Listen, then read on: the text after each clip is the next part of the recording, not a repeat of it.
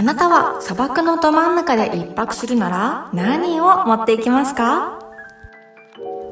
はい、なんだか無人島に一つ持っていくならみたいな問いかけから始まりましたが、一生に一度の思い出、失敗したくないあなた必見です。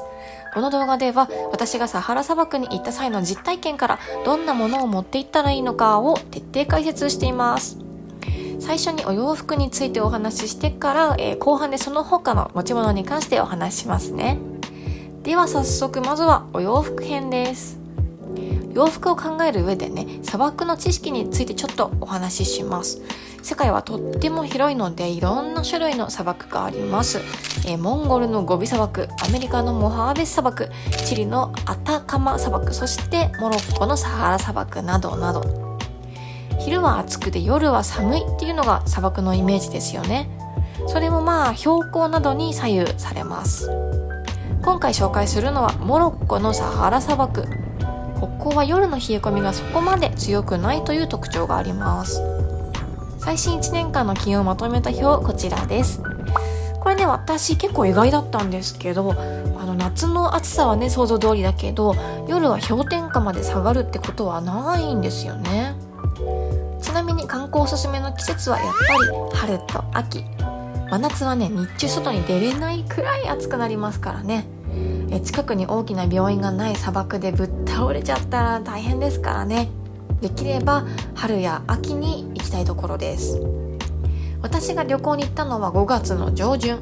動けないほど暑くはなく、でも砂漠らしい日差しも体験できてとっても良かったですよ。この気温を見ればね、大体どんな洋服を持っていくべきか、想像つくとは思いますが、今から実際の映像で1日の気温の変化を追っていこうと思います。次の持ち物編にね、もう飛んじゃうよっていう方は概要欄からクリックしてください。ではまず午前中です。ここはサハラ砂漠の入り口メルツーガ。砂漠の前に観光名所トドラ渓谷に寄りました。嬉しいハプニングでね、ヤギの大群に出会ったんですけれども、みんなの服装を見てください。現地の人以外はノースリーブだったり T シャツだったり、かなり涼しげですよね。日差しが地肌に痛いくらいだったので、私はペラペラのね UV カットのパーカーを羽織っています。ということでサハラ砂漠に到着。まずは四輪バギーで砂漠を走りました。気温35度ほどありましたんでね、もう文字通りの暑さになります。しかもバギーが発する熱と太陽からの熱でもう体はね熱い熱いの板挟みでしたね。アクティビティが1時間だけって聞いた時はね、それじゃ物足りなくないと思ってたんですけど、やってみて納得です。これ以上昼間の砂漠でのバギーはもう体が危険信号を出してました。はい。一休みした後にラクダのキャラバンで砂漠の奥地へ移動。夕日を見に行きますよ。そして私はこんな感じ盗賊ルック。もともと勉強してたスカーフの巻き方じゃなくって砂漠スタイルだよって教えてくれてこんなになりました。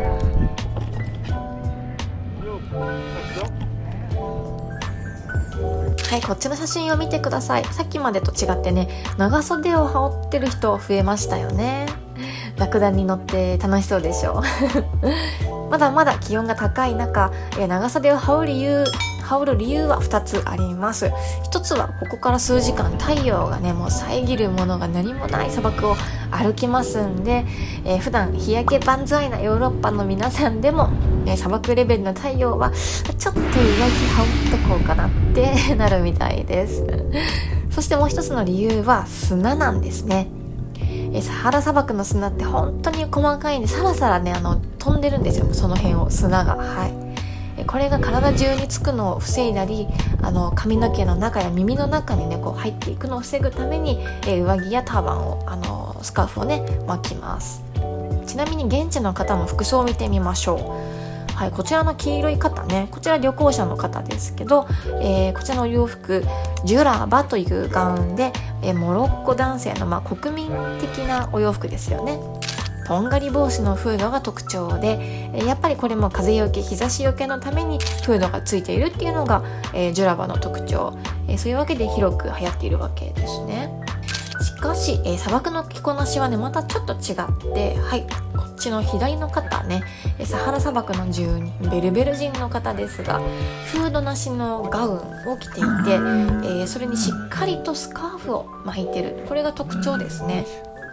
強い日差しからしっかりと頭を守るため、ジュラバではなくこっちのスタイルが砂漠では主流です。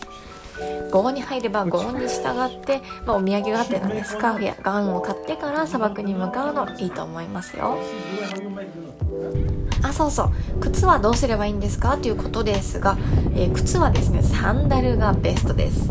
砂がねもうほんと細かくて、この砂丘を登るのにね足ズブズブと埋もれます。見てください大変もう、スニーカーはね砂が入って不快になることも間違いなしなんでね、先ほどのベルベル人の方の足元、ほら見てください。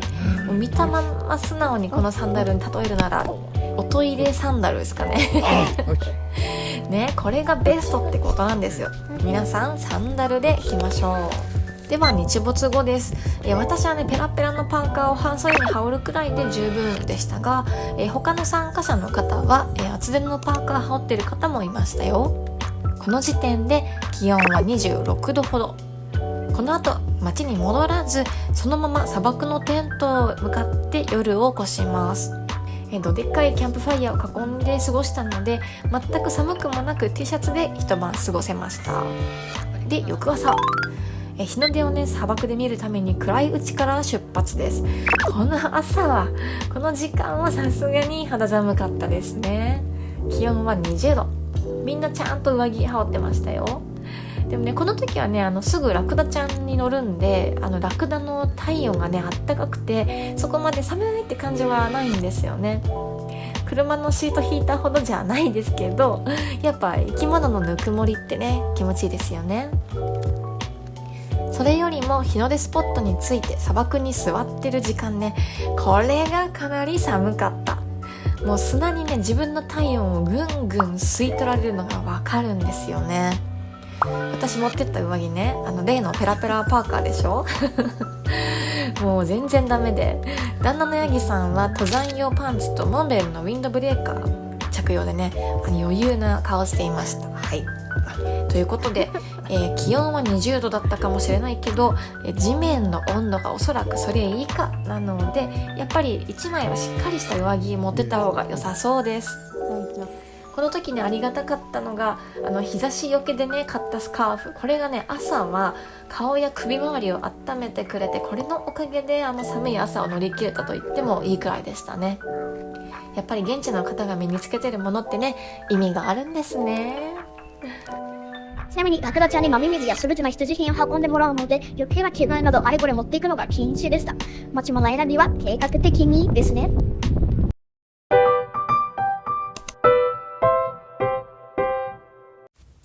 では後半は持ち物編お話ししていきます。まずね砂漠ツアーの直前に私がメモっていた実際の持ってくリストこちらですね。日付が昔々ですよね。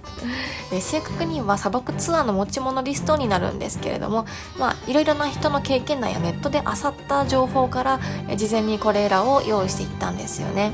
ではこれがどうだったか、結論こちらです。じゃーん。はい、こういう感じでした。まず右のね不要の2つから紹介しちゃいましょう。はいマスク配るためのアメちゃんもういらんどこから私取ってきたんでしょうね、こんな情報ね。思い出せないんですけど、マスクは砂ぼこりのためと思ったのかな。でもねスカーフがその役目をしてくれますんで、問題ないです。っていうかね海外旅行でマスクしてるってのすごい浮きますよね。ちなみになんですけどこの旅行2022年のことなんで日本ではまだまだマスク真っ最中ですけどね、ご覧の通りモロッコではマスクなんてしてる人すでにいませんでした。そしてアメちゃんね皆さん私なんでこんなもん用意しようと思ったんでしょうかね想像つきますか？私ねこんな記事を読んだんですよ。モロッコではお金をせがんでくる子供がたくさんいるので、そういう場に出会ったら現金ではなくこういうものを渡してあげましょう。人から親切にされたと思ったらチップをせがまれることがありますが、その時はアメちゃんを渡すと笑顔で去っていくでしょう。はいこんなん嘘ですからね。嘘。本当にないですから。一体この記事はどんな平和な世界線の人が書いたものだったんでしょうかね。まず、モロッコの子供はね、ティッシュなどのものを売ってお金を稼ぐ子はいましたけど、直接お金ちょうだいってせびってくる子は見ませんでした。それよりもね、ちょっとこわもてのおばちゃんにせがまれることが多かったですね。とっても怖くてね、飴なんか渡せるような感じじゃないですよ。その場からすぐに去りました。はい。そしてね、チップをせがんでくるおじさんたちね、それこそすごい剣幕で、飴なんかね、何の役にも立ちませんよ、こんなの。私ね、その場をやり過ごすためにやむなく小銭を渡したことあります。そしたらね、こんな額で何も買えないよっておじさん逆上してきましたからね。怖い。飴なんて渡してたら一体どうなってたことか。危ないですからね、ほんと。しかも、そんなこんなで出番なく、カバンの底に入れっぱなしになってた飴、熱すぎてドロドロに溶けてますしね。本当に飴なんか入れません。断言します。持ってくならもう自分で食べちゃってください。では残りの必需品についてですが、まず砂漠に行くのにツアーを使うのが一般的かと思います。山越え谷越えしてね、車で行きますんで、普段から車に酔いやすい方は絶対に酔い止め薬持って行った方がいいです。私は飲みました。そして次、除菌用のティッシュね。これアルコールスプレーではなくてティッシュというのがポイントなんですけれども、モロッコ旅行では衛生面ね、どうしても心配な場面多く出会うと思います。テーブルでも何でもね、気になったらさっと拭けるアルコールティッシュめっちゃ役立ちます。ぜひ持って行ってください。スカーフは、前半でお話しした通り本当に万能なので、日よけにもね、防寒にもなりますんで、お土産として砂漠に向かう前にでも、1枚買っておくととっても重宝しますよ。そして充電用のバッテリーですが、砂漠のテントに宿泊する際ね、もちろんコンセントありませんからね。スマホやカメラの充電は全部自分で持ってきたモバイルバッテリー頼みになります。絶対忘れないようにしましょう。サングラス日焼け止めは説明不要ですよね。はい。続いてイエスの欄です。イエスってなんやねんって感じですけど持ってった方がいいんじゃないっていうグループです。スキンケア類ですね。乾燥地帯ずっと行くので本当にお肌カピカピになるのと、日焼けでね、お肌普通にやられますからね。できれば夜にはちゃんとケアしてあげた方がいいと思います。そして砂を入れる袋、私もね、こんなんして砂もらってきました。思い出にね、甲子園みたいですよね物として思い出が欲しい方、ジップロックまた小瓶とかね、持っていきましょう。そしてこのジップロック、お持ち帰り用だけじゃなくてカメラの保護なんかでも役に立ちます。何度も言いますけどね、砂が本当に細かいんです。見てください。これ旅行に持ってった GoPro なんですけど、ここに入った砂がね、今でも取れませんこんな感じで裸で使ってたんですけどね。はい、絶景に凛々しく立つ GoPro でしょ後で調べたらね、こういうカメラはハウジングに入れといたり、ジップロックに入れたり、マスキングテープでこう隙間を縫っておく人もいるみたいで、何の故障にもつながってないですけどね、今のところ。できるなら事前に対策した方がいいと思います。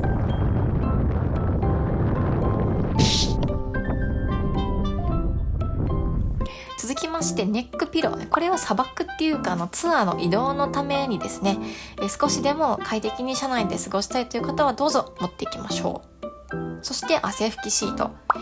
砂漠からね、帰ってきた直後すぐ外の街で有料シャワー浴びれるんですけどね、砂漠での一泊はシャワーはもちろんないので、その日一日分の汗のベタベタ、これはシートでさっと拭けるだけでもだいぶ気持ちが良かったです。最後に女性の方限定ですけど、生理用品ね、砂漠のど真ん中にコンビニないですからね。でね、こういう時に限って予定より早く来ちゃったりするんですよね。困ったことに。実際同じグループになったフランス人の女の子だったかな、夜になって生理用品持ってるってこう必死にね他の参加者に聞き回っててね、私お裾分けしました。はい、持ってたんであれこれ持っていくわけにはいかないんですけどね、こういうなんか旅行の続行不可能になりそうなイベントには備えておくといいと思います。ということで砂漠の持ち物編やっていきましたが、いかがでしたでしょうか。私的なポイントはね、日差し対策、これ絶対と、ラクダちゃんの配慮でできるだけこう物を減らそうっていうところですかね。私も実はね世界一周中だったのもあり、大荷物だったんで、ツアー中もねマラケシュに宿そのまま取ったままにしていて荷物の大半も宿に置いてたんですよね。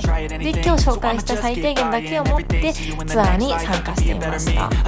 ユニクロのライトダウンぐらいは持って行ってもよかったかなって、そしたらね何も寒いことなく快適に過ごせたかなとは思うんですけれども、特に不便なく素敵な思い出が作れたので、今日ご紹介したものを持っていければまず間違いないと思います。今日の動画が役に立ったという方、ぜひチャンネル登録とグッドボタンをよろしくお願いします。皆さんの優しさが日々の動画作りの大きなモチベーションになっています。